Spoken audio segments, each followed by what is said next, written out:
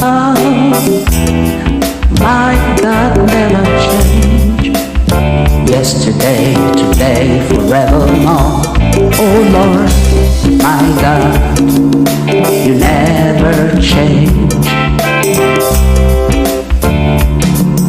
You never fail me, you are the same forever.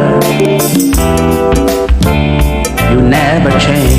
Welcome to God's presence. Worship with us at Voco Sprays International, aka The Appointed Place, number 3 Tom Agbuji / Cherubim Road, 2nd floor, off UST Roundabout, mile 3 Diobu, Port Harcourt, Rivers State. Service days: Saturdays, 8 to 11 a.m. Sundays, 8 to 11 a.m. Last Wednesdays, Communion and Vigil 10 p.m. to 2 a.m. Wednesday Counseling, 11 a.m. Call or WhatsApp for more information. +234 0708 476 7258. You shall not be disappointed at the appointed place. We all know that the powers that are holding Nnamdi Kanu is not Nigeria, is not in Africa. We know it. Britain. Now, but when you go back in time to make a research on the history of Britain, you will then understand that their spiritual influence is unparalleled. That is it. Very, very important. They are not a country or a race that you can dismiss or you can subdue with, physical influence, match diplomacy with diplomacy, match legal force with legal force. It goes beyond that. And by the grace of God, we are doing it. Nnamdi Kanu started on a very good footing, which is spiritual. And because of this, we are very, very certain of the victory. Zechariah chapter 1. I'm not going to preach. I just want to draw our attention to one or two things, then I summarize. Zechariah chapter 1 from verse 18. This is a popular scripture that we all know. I'm reading from the King James Version. Then lifted I up my eyes and saw, and behold, 4 horns. 4 horns. Horns talks about kings. Horns talks about kingdoms. Horns talks about powers in biblical symbols. Authority. Zechariah is a minor prophet in the ranking of prophets in the Bible. But thank God, he was a prophet of God that saw what God showed him. He saw 4 horns, 4 powers, 4 kingdoms, 4 kings. What was these 4 kings or 4 horns doing? Verse 19, and I said unto the angel that talked with me, what be these? What is the meaning of these symbols that are showing me? And he answered me, these are the horns which have scattered Judah. My focus is Judah. Judah, which by now you know, they are among the remnant tribes in the southern kingdom of Israel. Scattered Judah, Jerusalem, and Israel. Look at verse 20. And the Lord showed me 4 carpenters. The angels showed him 4 horns. God showed him 4 carpenters. In other words, every problem has a solution. What the horns did, what the powers did, what the kingdoms did, what the kings did against Judah, scattering Judah, scattering Israel, scattering Jerusalem, God matched force with force. Each horn has a carpenter to dismantle it. We must understand that there is no problem without a solution. Every problem has a solution. We cannot only see the problem without a solution. At the time of the revelation of the problem, the revelation of the solution may not be instantaneous, may not be immediate. But believe you me, the revelation of the solution will surely come. 4 horns, 4 carpenters. Now, look at the verse 21. Then said I, what come these to do? What have these carpenters, what have they come to do? And God said unto him, these are the horns which have scattered Judah, so that no man did lift up his head But these are come, these carpenters have come to fray them, to dismantle them, to cast out the horns of the Gentiles, which lifted up their horn over the land of Judah. Now, if you go back to the verse 19, Judah was mentioned, Israel was mentioned, Jerusalem was mentioned. But if you read the verse 21, Israel was not mentioned. The emphasis was on Judah. Why? Before I tell you why, what did the horns do? Scatter Judah, that nobody raised his head in honor. Nobody raised his head to challenge the powers, to challenge the authorities, to challenge the kingdoms, to challenge Britain. Nobody raised his head. Before one of the carpenters came up, Nnamdi Kanu, sent by God, to fray them away, to cast them out. Nobody raised his head in honor, in politics in Biafra land. If you look at what is going on in the southeast, who has raised his head? The head that was raised has been held bowed inside the dungeon in the DSS in Abuja. Why do kingdoms fight against kingdoms? Is so that nobody from the other kingdom that will be able to raise up their head to challenge the status quo. Why did they colonize us? Why did Britain colonize us? So that nobody our ancestors could not raise their head. So that the black race cannot raise up their head. We were scattered during the slavery, transatlantic slavery, scattered. Nobody could raise their head. Nnamdi Kanu came to challenge the status quo. And so they say the head that is raised up must be brought down to the grave. If not by divine intervention, Nnamdi Kanu would be dead long ago. That he is still breathing today, albeit bound in the DSS dungeon in Abuja, Nigeria, is by divine, it is the act of divine intervention that nobody could raise their head. Now, let's go to the book of Genesis, chapter 29, verse 34. So you will understand why Judah. Why Judah? Why was the emphasis on Judah? Because of the preeminent position that Judah occupies in the critical history and survival of Israel. That's why the emphasis was on Judah. The remnant. Genesis chapter 29 verse 34. And she conceived again and bare a son. Leah conceived again and bare a son and said, now this time my husband will be joined unto me, because I have borne him 3 sons. Therefore he called his name Levi. 35. And she conceived again and bare a son, and she said, now will I praise the Lord. Now will I praise the Lord. Therefore she called his name Judah, and she stopped bearing. So the meaning of Judah is praise. Praise. Let's go to Genesis chapter 49. You will see where Jacob said, Judah, you are the one that your brethren will praise. Genesis chapter 49 verse 8. Genesis chapter 49 verse 8.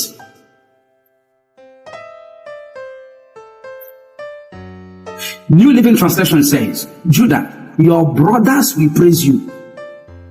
Your brothers will praise you. Remember the name that the mother gave to him in Genesis 29 verse 35. I will praise the Lord. That is why he was the target. Anything that brings glory and praises to the Most High God is always a target from the pit of hell. Because the devil doesn't allow anything that brings glory and praises, anything that brings the name and the potency and the presence of God to the awareness of human beings upon the face of the earth. The devil fights it. Jacob said, you are the one that your brethren will praise. You will grasp your enemies by the neck. All your relatives will bow before you. All your relatives will bow before you, which means he is to occupy a preeminent position. Verse 9, Judah, my son, is a young lion that has finished eating its prey. Like a lion, he crouches and lies down. Like a lioness, who dares to rouse him? Verse 10, the scepter will not depart from Judah. Authority. Nor the ruler's staff from his descendants, until the coming of the one to whom it belongs, the one whom all nations will honor. I'm going to stop here because of time. You see the significance of the tribe of Judah, why they are the remnant tribe, and why he was a target. If you look at the prophecies of Jacob over Judah, this prophecy put Judah in a very powerful and prominent position among other tribes and above other tribes of Israel. He talked about praise. He also said that unto you shall the gathering of the people be. He said that you are the one that your brethren will bow down to. He said that scepter will not depart from Judah until Shiloh comes, until Jesus, the Messiah, comes. Now, you see a tribe that is carrying such powerful prophecies, and look at what the horns did to them in order to make sure that the prophecies never came to pass. In order to make sure that the prophecies are truncated. In order to make sure that Judah did not fulfill his potential. Both in the Bible history and the contemporary history, it is known that it is Judah, through Judah, that the nation and the identity of Israel is preserved today. Jesus came from that very lineage. David came from that very lineage. Judah. And so, why did the horn target him? It's so that that very tribe where the scepter was supposed to come from is destroyed. Nobody raises their head. Therefore, the entire nation of Israel will lack a divinely appointed or ordained kingship lineage, which will lead to errors in leadership. God ordained it that it will be from the tribe of Judah that the lawgiver will always come from, that the ruler, the king, will also always come from. Scepter will not depart from them. Governorship, kingship, rulership cannot depart from them. So if it goes out of them, from that very tribe, the nation of Israel is bound to make leadership mistakes. They will not be able to choose credible leaders, because God has made a divine and perpetual appointment where leader must come from the tribe of Judah. So that was why Judah was a target. And look at what horns did, what powers and kingdoms did to Judah. Look at what Britain has done to Biafrans. Look at what the Nigerian government has done to us. With all the prophecy that we carry. I don't want to go back to the prophecies we carry as the tribe of God or the offspring of God because of time. But what I'm trying to say is this. No matter what powers does, no matter the influence, external influences, kingdom or political, whatever influences, Western influences, neo-colonialist influences or interest that is affecting the race of Nnamdi Kanu and Biafra restoration, there are solutions that God has already provided. The four carpenters are there to deal with the powers that scattered Judah, Judah that carried powerful prophecies that remains in a critical position for the survival of Israel. 4 horns, 4 carpenters, and at the end, the head of Judah was raised again. At the end, the nation of Israel is still in existence till tomorrow morning, because that very remnant tribe that God gave the prophecies over their existence, God brought solution that dealt with the problem they were going through at the time, and Judah was restored back to its prominent position. And that is why today we have Jews. The same way, every prophecy that have come over us as a people, just like in the case of Judah, every promise that we have, the brightness and the prospect of our future that we have, we can see it, we are sure of it. It doesn't matter the horns that have tried to scatter the vision, the struggle, the quest for the restoration of Biafra through so many factors.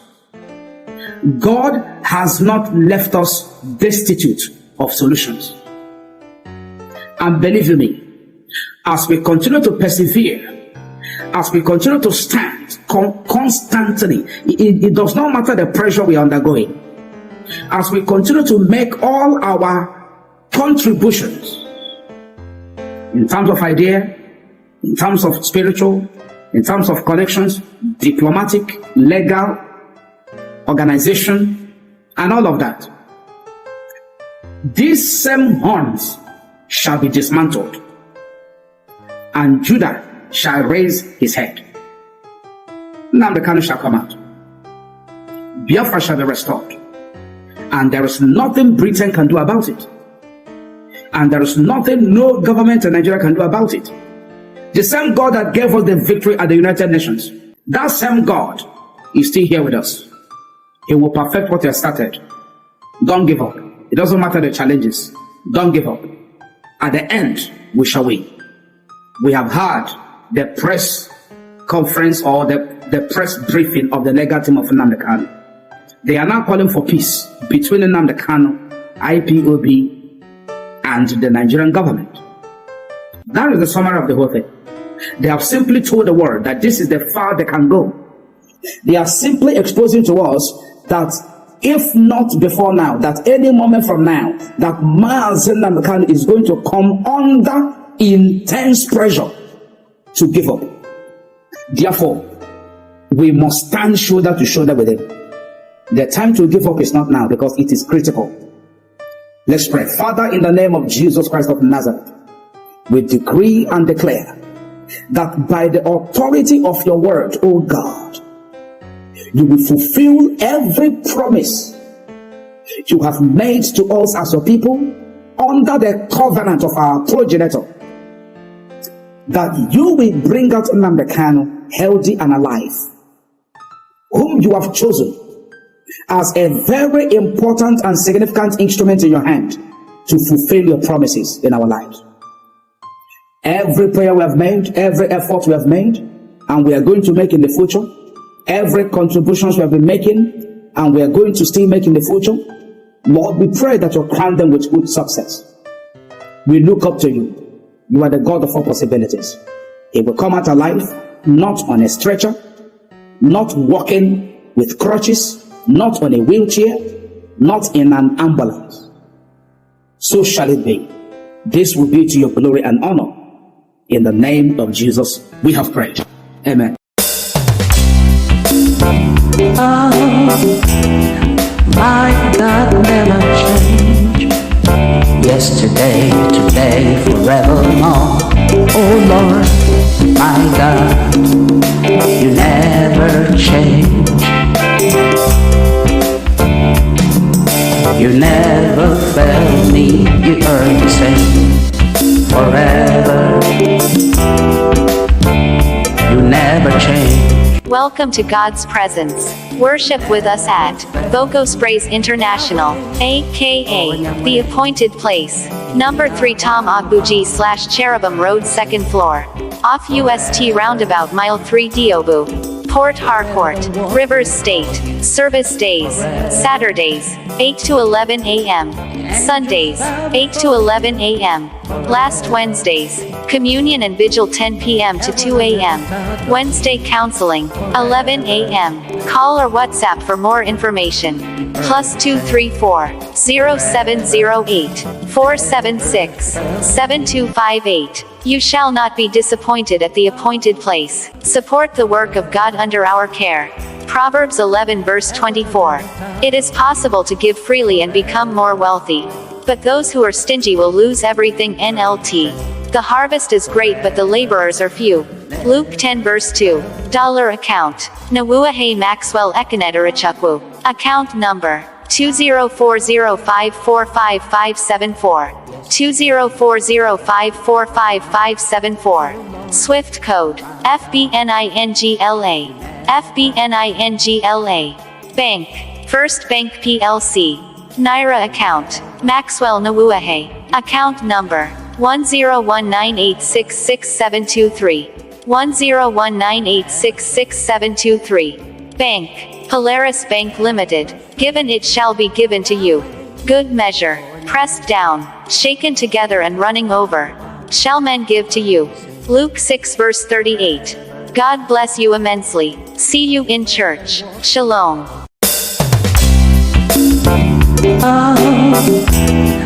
My God never change. Yesterday, today, forever.